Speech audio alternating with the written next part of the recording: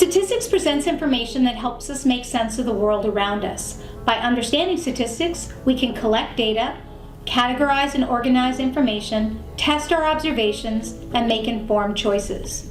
One definition of statistics is the collection, organization, and analysis of data. A thorough knowledge of statistics allows us to plan conferences, analyze corporate processes, visualize trends, and set goals. Terms like probability, correlation, and outliers are common in everyday language. First, you must ask, what phenomenon do you want to explain, understand, or test? In collecting the data, you want to know the population or the largest group you are studying. Sometimes the members of the population number in the thousands or even millions, or are remote and unreachable. So we collect a subset, a smaller set of the population called the sample. In order to organize the information, we use the measures of central tendency. That's the mean, or the average, the median, the middle number, or the mode, the most frequently occurring score.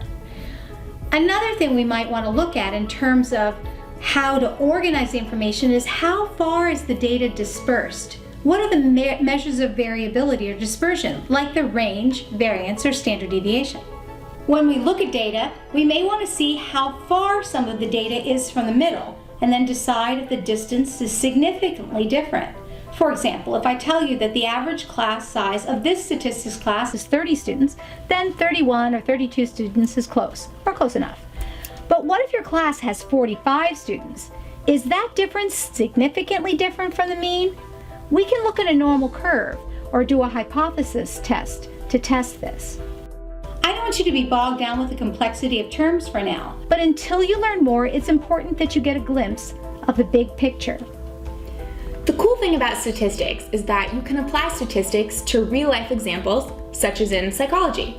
If you're a therapist, you see hundreds of patients each year. Each patient comes in with his or her own unique characteristics. What statistics can do is help you implement an appropriate intervention for each patient.